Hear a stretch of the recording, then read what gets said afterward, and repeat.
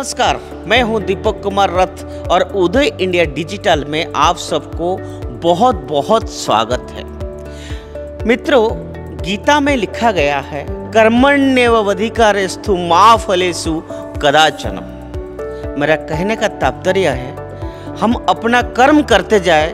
और फल क्या होगा वो हम भगवान के ऊपर छोड़ देते हैं। आज हम सूरत डायमंड वर्ज जो आप देख रहे हैं जिस जगह में खड़ा है वह है सूरत डायमंड वर्ज। आपको पता है ये डायमंड का जो ट्रेडिंग है वो भारत डायमंड वर्ज वो मुंबई में हुआ है। मुंबई में बहुत सालों से था, लेकिन आज ये जो कंसेप्ट है सूरत डायमंड वर्ज, वो कंसेप्ट किसने कंसेप्चुअलाइज किया और आज जो मेरे पीछे आप देख रहे हैं एक ग्लोबल स्टैंडर्ड्स की डायमंड ट्रेडिंग हाउस सूरत में, गुजरात में, उसके पीछे राज क्या है, उसके पीछे किसका ब्रेन्स है, ये जानने के लिए आज उदय इंडिया का पूरा टीम न्यू दिल्ली से सूरत पहुंचा और मेरे साथ सूरत डायमंड वर्ज के सीईओ है महेश भाई, जो कि he is a graduate engineer BE and is young brain, and I can tell you that whatever you are looking and this international global structure planning management and establishment of this thing, this concept was executed by Mahesh bhai. And also I want to tell you, यूं नहीं कहा जाता है कि भारत विश्व गुरु बनते जा रहा है, और हमारा प्रधानमंत्री यूं नहीं कहा कि जो 5 ट्रिलियन इकोनॉमी आज भारत का होने जा रहा है उसके पीछे भी सूरत डायमंड वर्ज का भी छोटा सा हाथ रहेगा, रोल रहेगा। ऐसे प्रधानमंत्री ने जो कहा था, और प्रधानमंत्री जी 17 दिसंबर को इस मेगा ट्रेडिंग हाउस को इनागुरेट करने के लिए सूरत आ रहे हैं। तो उससे पहले उदय इंडिया का टीम यहाँ पहुँचा कि जानने के लिए कि आखिर क्या वजह रहा कि सूरत में ये इतना बड़ा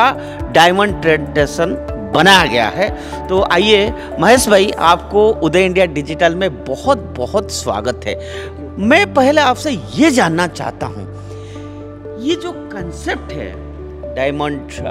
वर्ज की, सूरत की, इसके पीछे किस किस का ब्रेन है और वो मुंबई में था ऑलरेडी, यहाँ क्यों बनाया गया है, ये थोड़ा सा हमारा दर्शकों को बताइए। जी हाँ, हमारे जो चेयरमैन है श्री वल्लभ भाई पटेल, उनका ये थॉट था जब उनका बेसिकली तो वो बिजनेस सूरत में मैन्युफैक्चरिंग यूनिट है और सभी जो ट्रेडिंग सेंटर हैं वो मुंबई में थे। तो एक ये थॉट प्रोसेस था, जब मोर देन 90% डायमंड यहाँ सूरत में, वर्ल्ड के मोर देन 90% डायमंड यहाँ सूरत में कट एंड पॉलिश होते हैं। तो वर्ल्ड के 90% डायमंड, यस, ऐसा कहा जाता है कि अगर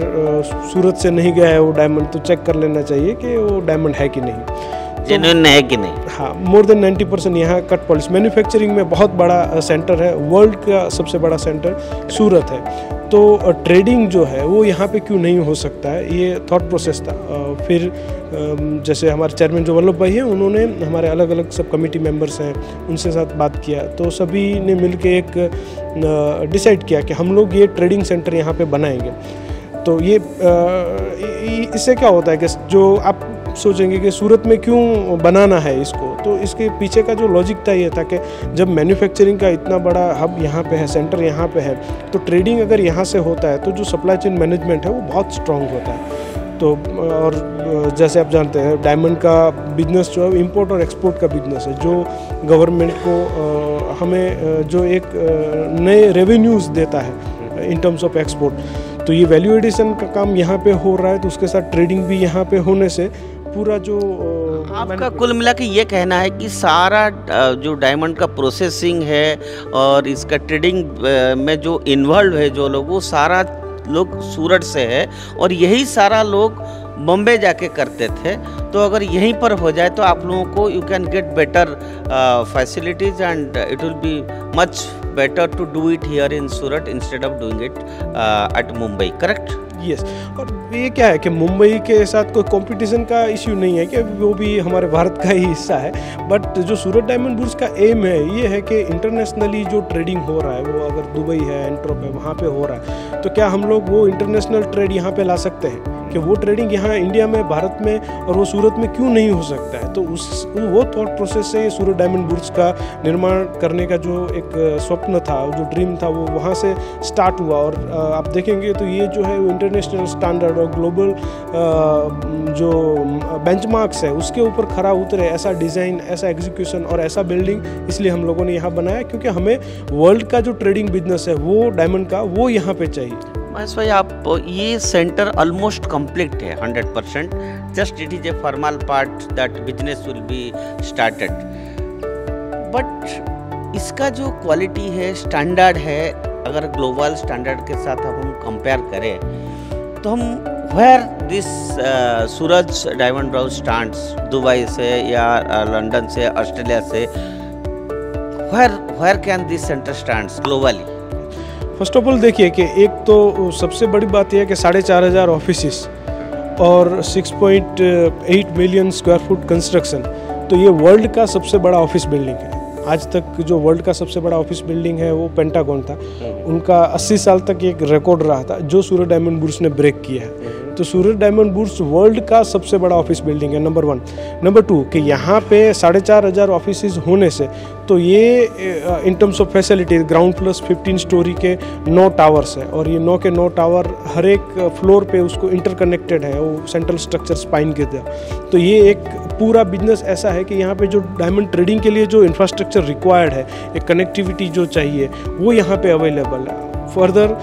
ग्लोबल स्टैंडर्ड की बात कर रहे हैं तो आज सस्टेनेबिलिटी पे बात कर रहे हैं तो हमारा ये जो बिल्डिंग है, green building, platinum rated, pre certified है। यहाँ पे हम लोगों ने जैसे 3.4 लाख रनिंग मीटर के जो रेडिएंट कूलिंग सिस्टम है, जो सबसे बड़ा इंस्टॉलेशन है, वो यहाँ पे किया है। एनर्जी, कम से कम एनर्जी का यूज़ हो, उसके लिए आप पूरे ओरिएंटेशन से लेके यहाँ पे जो भी मटेरियल यूज़ किए गए हैं वो, और उसमें भी स्पेसिफिकली कि उसको कैसे लोकल मटेरियल का यूज़ करके इसको वर्ल्ड क्लास बनाया जाए। थोड़ा मैं यहाँ आपको टोकूंगा, आपने कहा कि एनर्जी कंजर्वेशन, वहाँ हमको इंटरेस्ट आता है कि आज पूरा विश्व एनर्जी कंजर्वेशन की बात करता है, क्लाइमेट चेंज का इम्पैक्ट ऑन एनवायरमेंट प्रोटेक्शन की बात करता है, तो आपने इसमें भी ध्यान दिया। तो while I was also entering this building, I could really feel that I was getting natural winds and I was getting natural lights, and while I traveled to first floor, I could see natural plantations. I could feel cool from the walls, from the floors, and everywhere there were free lights and everything. So how you could do that energy conservation and environment protection and recycling of this thing, how you are doing this? देखिए, first of all diamond का जो business है वो necessity नहीं है, वो luxury business है। तो यहाँ पे हमें लग्जरी और कंफर्ट देना है, और लग्जरी और कंफर्ट देने के साथ उसमें हम लोग कैसे एनर्जी का यूज़ कम से कम करें, that was the entire idea. तो उसके लिए अलग अलग हम लोगों ने कंपोनेंट्स लिए। पहले तो बिल्डिंग का ओरिएंटेशन कैसे होना चाहिए, तो जैसे विंड रोज एनालिसिस है कि विंड का डायरेक्शन पूरे साल में जो डिज़ायरेबल विंड का डायरेक्शन क्या रहता है, south west is the desirable wind direction. So we have kept opening more than 800 opening in the west wall, so the desirable wind can enter within the building। उसके साथ हम लोगों ने 2 atrium plan किए हैं, तो जो एंटर हो रही है, जो विंड एंटर हो रहा है, तो उसको पूरा डिस्ट्रीब्यूशन, उसका जो मूवमेंट हो, उसके लिए हम लोगों ने एट्रियम्स बनाए हैं। उसके साथ अगर आप देखेंगे तो वेस्ट, ईस्ट और वेस्ट साइड के वॉल्स हैं, उसकी थिकनेस ज़्यादा है, हम लोग ड्राई क्लेडिंग यूज़ करते हैं। ग्लास है, वो DGU यूज़ करते हैं। चिलर जो हम लोग यूज़ करते हैं वो हाई एफिशिएंसी के चिलर यूज़ करते हैं। रेडिएंट कूलिंग सिस्टम, जो मैंने बताया कि 3,40,000 रनिंग मीटर पाइप डाला हुआ है, कि जो कूलिंग टावर का जो डिस्चार्ज वाटर है उसका यूटिलाइजेशन करके हम लोग जो स्पाइन का जो कॉमन कॉरिडोर है उसका टेम्परेचर 5 डिग्री सेल्सियस तक कम करते हैं। तो ये सारे जो फैक्टर्स हैं, और उसके साथ अगर देखेंगे तो हम लोगों ने जो प्लांटेशन किया हुआ है 2 बिल्डिंग के बीच में जो जगह है उसको हम लोग कोर्टयार्ड जो डेवलप किए हैं, तो उससे एक पूरा माइक्रो क्लाइमेट क्रिएट होता है कि जो अपने आप में बिल्डिंग को ज़्यादा गर्म होने से बचाता है। तो उससे क्या होता है कि जब बिल्डिंग को ठंडा करने के लिए, कंफर्ट के लिए जो एनर्जी चाहिए, उसका यूजेज बहुत कम हो जाता है। जब हम डिजाइन की बात कर रहे हैं तो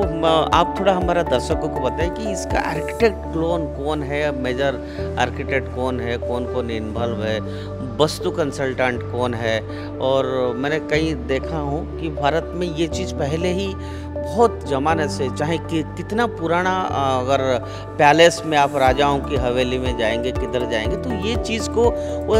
ध्यान देते थे। जैसे जयपुर का राजस्थान का हवा महल है, तो हर बिल्डिंग में लाइट और वेंटिलेशन था। आजकल वो अर्बन एरिया में नहीं होता है, लेकिन आपने इसमें दिया, तो इसलिए मैंने पूछा कि इसका चीफ आर्किटेक्ट कौन है। क्या आपने कोई ग्लोबल कंसल्टेंट को किया है, हायर किया है? How could you able to do it? पहली बात तो जो हमारे प्रधानमंत्री जी बात करते हैं आत्मनिर्भर भारत की, तो यहाँ पे जितने भी कंसल्टेंट हैं सब इंडिया के हैं, कॉन्ट्रैक्टर भी इंडिया के हैं, कोई भी बाहर से हमें कंसल्टिंग की ज़रूरत नहीं पड़ी है। मॉर्फोजेनेसिस दिल्ली से हैं जो हमारे मेन आर्किटेक्ट है। आपने जो बात कही कि जो वास्तु शास्त्र जो है, तो उसका जो दो नेचुरल जनरली रिसोर्सेज जो होते हैं, जो नेचुरल एलिमेंट्स हैं, उसके ऊपर बात करते हैं। तो जैसे हवा है और हवा, पानी है, प्रकाश है, ये सब, तो इनको कैसे यूटिलाइज किया जा सके। तो बेस्ट इंजीनियरिंग प्रैक्टिस अगर आप उसको अडॉप्ट करते हैं, तो आज अभी 3D मॉडलिंग अवेलेबल है कि ये पूरा बिल्डिंग का मॉडलिंग करके हम लोगों ने जैसे विंड रोज एनालिसिस किया कि विंड का डायरेक्शन में ये बिल्डिंग को रखते हैं तो कैसा फील होता है। सन का जो पूरा पाथ होता है साल भर में, तो वो पाथ यूज़ करके तो उसमें कहाँ पे शैडो आते हैं। जैसे यहाँ पे देखेंगे तो कोर्टयार्ड्स हैं, वो सेल्फ शैडो से ठंडे रहते हैं, तो बिल्डिंग का जो शैडो है वो कोर्टयार्ड को ठंडा रख रहा है। तो ये सारे जो कॉन्सेप्ट्स हैं कि वो पुराने ज़माने में जो वास्तुशास्त्र के हिसाब से बनाते थे, आज हमारे पास साइंस वो अवेलेबल है, तो उसके सारे अगर हम लोग पॉइंट्स कैलकुलेट करके मॉडलिंग और ये सब में इम्प्लाई करते हैं, तो हमारा 100% वास्तु कंप्लाई हो जाता है। तो ये इसका ग्रेट एग्जाम्पल है। और जैसे आपने बताया, जैसे आपने कहा कि जो एंशिएंट प्रैक्टिस थी, इंडियन विजडम था, उसको मतलब हम लोग, क्योंकि हमें लग्जरी, वर्ल्ड क्लास, इंटरनेशनल और एक्सपोर्ट की बात करते हैं, उसके साथ साथ जो हमारे रूट्स जो हैं उसको भूलना नहीं चाहिए। और वही कॉन्सेप्ट था हमारे जो लैंडस्केप है वो पंच तत्व की थीम पे है कि जो हमारे पंच महाभूत जिसे मानते हैं, और ऐसा कहा जाता है कि यूनिवर्स की जो पूरी एनर्जी है ये पंच तत्वों से बैलेंस होनी चाहिए, ये पंच तत्व ही उसको बैलेंस करते हैं। तो ये पंच तत्व की थीम पे वायु, अग्नि, जल, पृथ्वी और आकाश, ये पांच तत्व जो है उसको हम लोगों ने डेडिकेट किया है। हमारा पूरा जो लैंडस्केप है उसकी थीम पे है कि आपको हर एक कोर्टयार्ड में उसकी दिशा और कोण के हिसाब से वो तत्व को डिपिक्ट करता हुआ वहाँ पे स्कल्पचर मिलेगा। वहाँ का प्लांटेशन और फ्लावर का सिलेक्शन है वो भी उसके बेस पे लिया है। जैसे अग्नि है तो वहाँ पे येलो और रेड कलर के आपको फ्लावर्स मिलेंगे। मैं अपना दर्शकों को बता दूं, ये जो सूरत डायमंड वर्ज है, जस्ट मेरे सामने, बिल्डिंग के सामने आप देख सकते हैं, there is Mumbai national highway, Mumbai Ahmedabad Mumbai national highway, and just adjacent to national highway आपको इतना बड़ा लैंड कैसे मिल पाया, सरकार ने आपको कैसे दे पाए, और इसका लैंड कॉस्ट क्या है, लीज कितना सालों का है, और इसमें आपको स्टेट गवर्नमेंट हो या सेंट्रल गवर्नमेंट में, जब प्रधानमंत्री नरेंद्र मोदी जी यहाँ पर सीएम थे, उन्होंने कहा, या कैसे ये संभव कैसे हो पाया? Because this is not a small thing, because money is not everything after all, it is a combination of governments cooperation and efforts of this trust. So उसके बारे में बताइए, लैंड के बारे में, कितना लैंड है और कैसे सरकार के साथ आपका कोऑर्डिनेशन बना? पहले तो सूरत डायमंड बुर्स जो है वो एक सेक्शन 8 कंपनी है जो नॉट फॉर प्रॉफिट है। तो यहाँ पे जो इंडस्ट्री के हमारे जो कमेटी मेंबर्स हैं, जो इंडस्ट्री के लीडर्स हैं, वो सब ने मिल के एक कमेटी बनाई और जिसके साथ एक कंपनी बनाई जो सेक्शन 8 कंपनी है, नॉट फॉर प्रॉफिट। इसका जो एस्टेब्लिशमेंट है वो ऐसा है कि ये हम लोग जो भी हमें कंस्ट्रक्शन का कॉस्ट, लैंड का कॉस्ट आएगा, वो हर एक मेंबर में डिवाइड करेंगे। तो आप ये मान के चलिए कि यहाँ पे जो 4500 ऑफिस हैं वो 4500 इसके ओनर हैं और इन्होंने ये पूरा किया है। तो और जो भी कमेटी मेंबर्स हैं वो भी वॉलंटरी सर्व करते हैं, यानी उनका कोई पे सूरत डायमंड बुर्स नहीं करता है। बात रही गवर्नमेंट की, तो जैसे ये हम लोगों ने 35.54 एकड़ 1,43,820 स्क्वायर मीटर का ये पूरा जो लैंड है, तो इतना बड़ा लैंड पार्सल प्राइवेटली मिलना हमेशा चैलेंज रहता है। तो जब भी गवर्नमेंट के साथ बात है तो हम लोगों ने, जो हमारी कमेटी है, उन्होंने गवर्नमेंट से कंसल्ट किया और गवर्नमेंट के साथ बहुत अच्छा कोऑपरेटिव उनको ये रिएक्शन मिला उसके लिए कि एक जो पूरा, जैसे गांधीनगर में हमारा गिफ्ट सिटी है, तो हम लोग यहाँ पे पूरा एक नया सिटी डेवलप कर सकते हैं कि जहाँ पे ये जो लैंड थी, जो खार लैंड थी, वो मतलब नॉट यूजेबल लैंड था, तो उसको पूरा कन्वर्ट करके एक city, self sustain business district बनाया जाए, जिसके अंदर एंकर टेनेंट सूरत डायमंड बुर्स रहेगा। जो गिफ्ट सिटी, जैसे गिफ्ट सिटी में सभी मॉडर्न एम्यूनिटीज़ हैं, वैसे ही ये सिटी जो है, इंटरनेशनल बैंक्स भी है वहाँ। करेक्ट, ये जो है वो इंफ्रास्ट्रक्चर प्रोवाइड करेगा, और जो विद इन प्लॉट हर एक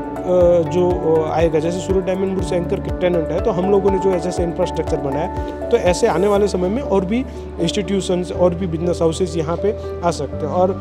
सूरत डायमंड बुर्स क्योंकि ड्रीम सिटी है, वो गवर्नमेंट ऑफ गुजरात और एसएमसी का एक SPV है, स्पेशल पर्पस व्हीकल बनाया है, कंपनी बनाया है, जो इसको पूरा मैनेज कर रहा है, जो इनको इंफ्रास्ट्रक्चर हमको सबको प्रोवाइड करेगा विद इन द सिटी, और वहाँ पे हम लोगों ने ये डेवलप किया है।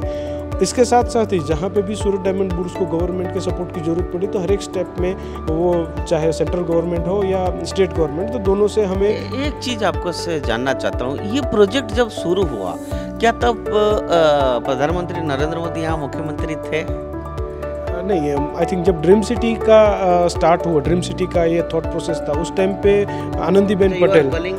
Dream city, yes, dream city, diamond, that is gift city and here it is dream city. Dream city is for diamond research and mercantile city, that is the full form of dream city. और आनंदीबेन पटेल जो थे वो मुख्यमंत्री थे, हाँ। और जो vision जो था कि मोदी साहब का विज़न था गिफ्ट सिटी के लिए, जो स्मार्ट सिटीज़ के लिए, बिजनेस डिस्ट्रिक्ट के लिए, कि self developed self sustain cities के लिए, और बिजनेस डिस्ट्रिक्ट बेसिकली, कि जहाँ पे एक सेंट्रलाइज बिजनेस हब हो सके। तो ये सारे कॉन्सेप्ट जो थे, वो जो एक जो मार्गदर्शिका थी, वो पहले से ही आई थिंक डिसाइडेड थी, तो जो उसके ऊपर आगे चल के मैडम के साथ डिस्कशन हुआ और गुजरात गवर्नमेंट के साथ ये काम चालू हुआ। एंड ये जो 4,500 ऑफिसेस यहाँ बनेगा, इट इज, उसमें कितना बिक चुका है और कितना खाली है, और उसका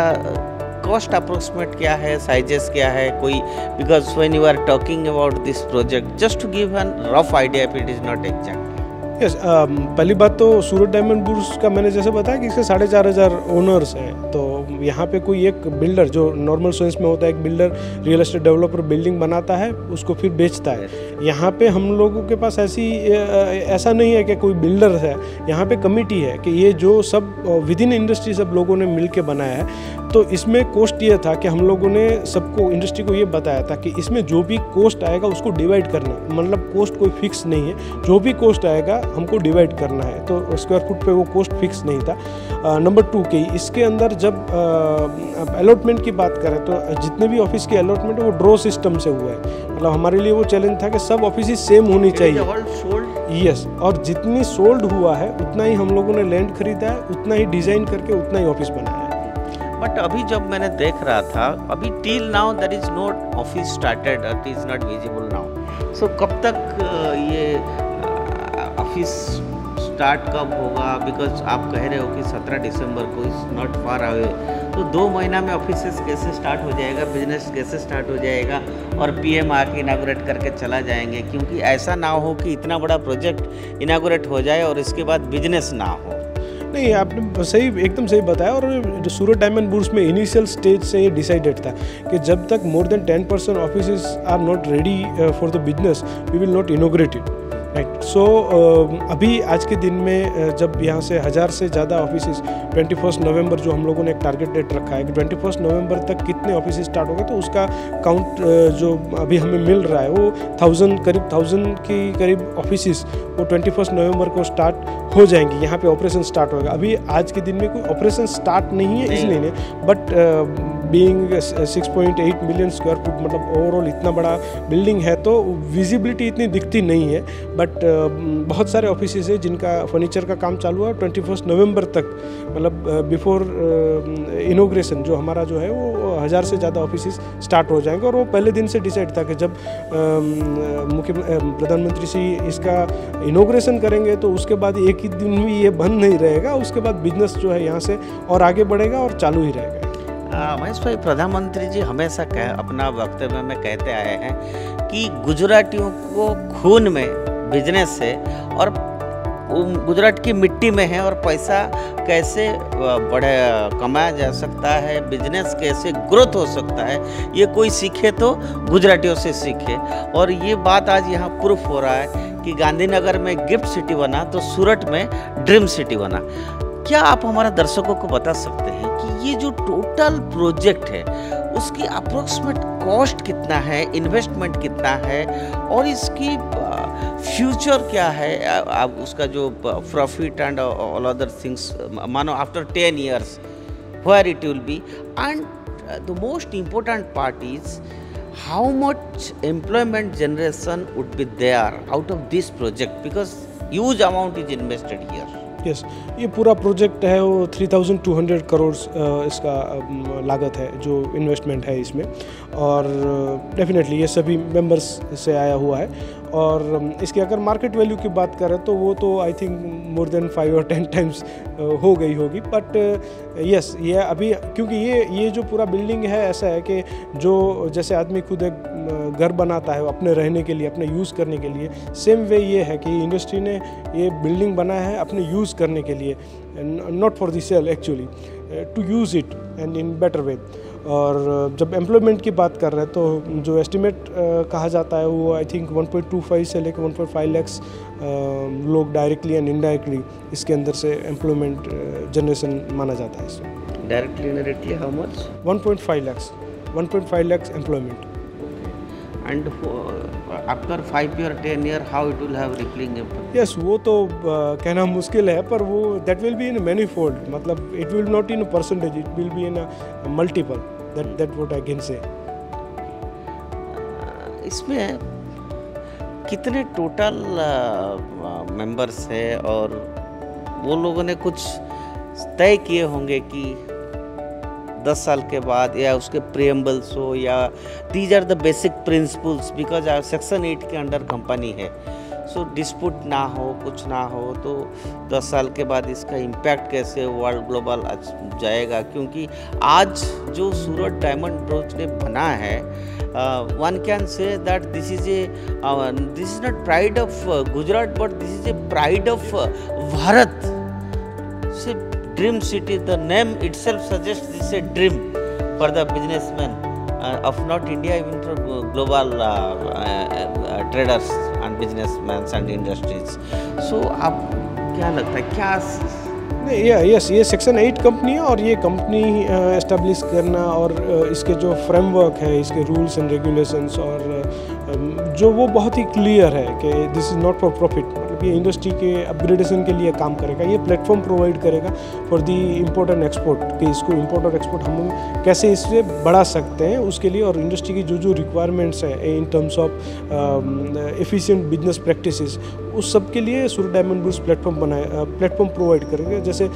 कस्टम क्लियरेंस हाउस, वो सबसे इम्पोर्टेंट फैक्टर माना जाता है डायमंड इंडस्ट्री के लिए, तो यहाँ पे स्टेट ऑफ आर्ट हमारा कस्टम क्लियरेंस हाउस है, और आई थिंक सबसे बड़ा और सोफिस्टिकेटेड कस्टम अगर कहीं पे है तो हम लोगों ने यहाँ पे बनाया हुआ है, जिसकी अप्रूवल्स भी अब बहुत शॉर्ट टाइम में आने वाली है। तो यहाँ पे वहाँ पे भी हम लोगों ने कि उसको एफिशिएंस कैसे बनाया जा सके, कैसे जो है बिजनेस का जो टाइम है, डायमंड का जो क्लियरेंस का टाइम है, उसको कैसे घटाया जा सके, और उसके साथ साथ ही जो ऑफिसर्स और गवर्नमेंट ऑफिशियल्स है वो भी कैसे कंफर्टेबल रहे, कि जहाँ पे जो काम करने के लिए उनको जो फैसिलिटी चाहिए, बेसिक फैसिलिटी चाहिए, वो सभी अवेल हो। तो ये सारी चीज़ों को ध्यान में रखा गया है, और आने वाले समय में भी जैसे सेफ पोर्ट हो गए, बैंक्स हो गए, सभी हम लोगों ने यहाँ पे अवेल करा है। तो ये सारी फैसिलिटीज़ यहाँ पे हम लोगों ने अवेल करा है, और आने वाले फ्यूचर में एक बहुत बड़ा एस्टेब्लिशमेंट होने पर इसको कैसे मैनेज करना है वो हम लोगों ने डे 1 से महेश भाई, this is clear-cut thing that this is a give and take relation, like because this Diamond Rose is going to give huge amount to the government, and equally you will have expectation from the government, like you rightly says कि customs clearance कम time में हो, and tax structure हो, GST हो, everything interlinked है। तो आप state government से और सेंट्रल गवर्नमेंट से क्या एक्सपेक्ट कर रहे हैं? नहीं, एक्सपेक्टेशन का तो इसमें बात नहीं है कि पहली बात तो ये है कि यहाँ से हम ये सेल्फ सस्टेन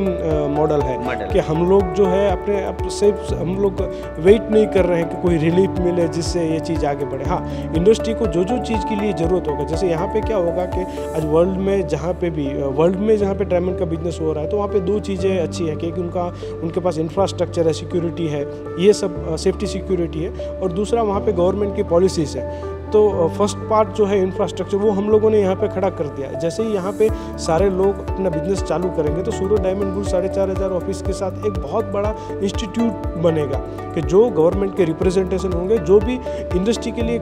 कहीं पे भी कोई जहाँ से इंडस्ट्री कुछ और आगे बढ़ सकती है, या ऐसी पॉलिसीज़ की जिसके अंदर कुछ चेंज करने से, कुछ नया पॉलिसी लाने से उसमें बिजनेस में ग्रोथ हो सकता है, तो उसके लिए सूरत डायमंड बुल से एक वॉइस बनेगा आने वाले समय। एक चीज़ और मैं ऐड करना चाहता हूँ, बिकॉज कोई भी इस तरह से इंटरनेशनल या ग्लोबल ऑर्गेनाइजेशन बनता है तो उसका एक इंस्टीट्यूट और इंडस्ट्री के साथ एक रिलेशन बनता है। आई कैन से कि IIMs ऑफ भारत हो, या IITs ऑफ भारत हो, या इंटरनेशनल मॉनेटरी फंड हो, या WTO हो, all these things are because you have to take their suggestions. तो आपने ऐसा इंस्टीट्यूट इंडस्ट्री रिलेशन के साथ आपको ज़रूरत पड़ी क्या IIMs के साथ, IITs के साथ उनसे कोऑर्डिनेशन करना, या इसका फ्यूचर के लिए इनका मदद लिया, या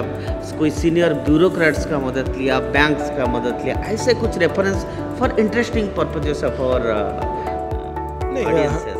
पहली बात तो ये है कि